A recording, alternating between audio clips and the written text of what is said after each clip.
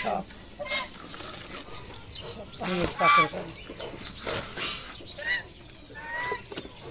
কপিগুলো হেদ্দ করে থুইছিলাম, ভাইয়া তো আপনারা দেখছিলি নি। এখন মই লইছি বেসন, বেসনের মধ্যে দিয়ে দিব পরিমাণ মতো লবণ, দিয়ে লাইছি। দিয়ে দিব মরিচের গুঁড়া, আর দিব একটু হলদির গুঁড়া, একটু কালার হওয়ার লেগে আর কি। তাই এখন দিব একটু ধনিয়ার গুঁড়া, যাতে একটু ভালো বেড়া নেয়। তাই সবটাই দিয়ে লইলাম। এখন তো সুজিটা দিলে দেখা যায় একালে ফুলকপির চপ একাল মশমশ হইবে, খাইতেও ভালো লাগবে।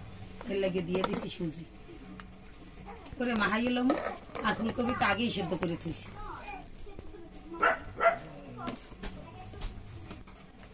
পান্ডে দিয়ে একালে মাইয়ে ভালো করে গুলাই লাইবে। এখন তোমার মাইয়েই বাঁচবে, মূল্য আসি বাসে।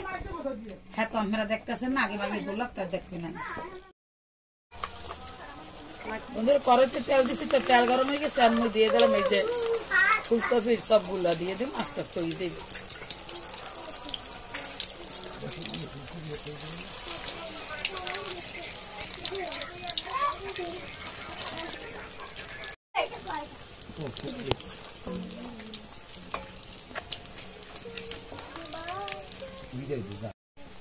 বাজার তো একটা সুন্দরই হয়েছে, লাল লাল দেখতে তো ভালোই লাগে, খাইতেও মনে হয় ভালো লাগবে।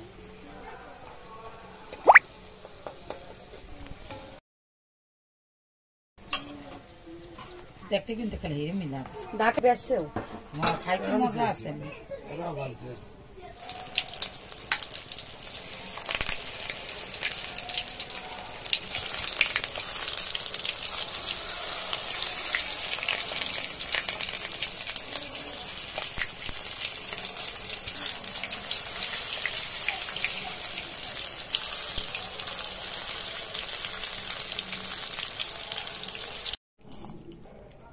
কোনো পাতি কোন দেবে না।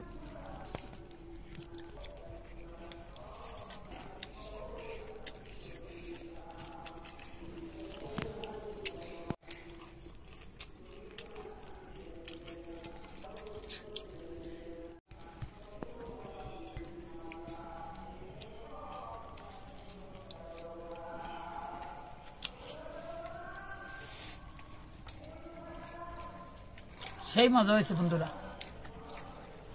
ফুলকপির চপ খাইতে এত মজা, না খাইলে বোঝা যাবে না। বানাই খাই দেখবেন, একশের মজা। ফুলকপির মশমশা চপ লাগে টমেটোর সস, খাইতে কিন্তু বন্ধুরা একশের মজা।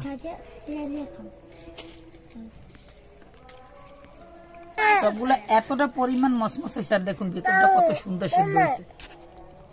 দেখছেন বন্ধুরা, এককালে ভিতরটা নরম হয়ে এককালে হেদ্দ হয়ে গেছে, আর উপরটা দেখেন কতটা মসমস।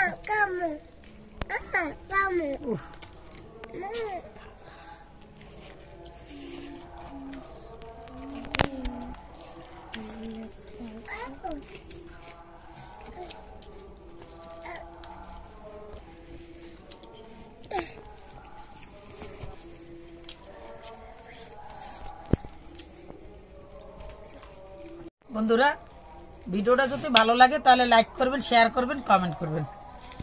এভাবে ভালো ভালো ভিডিও পাওয়ার জন্য নতুন বন্ধুরা কিন্তু সাবস্ক্রাইব করবেন, সাথে বেল আইকনটা বাজিয়ে রাখবেন। সবাই ভালো থাকবেন, সুস্থ থাকবেন।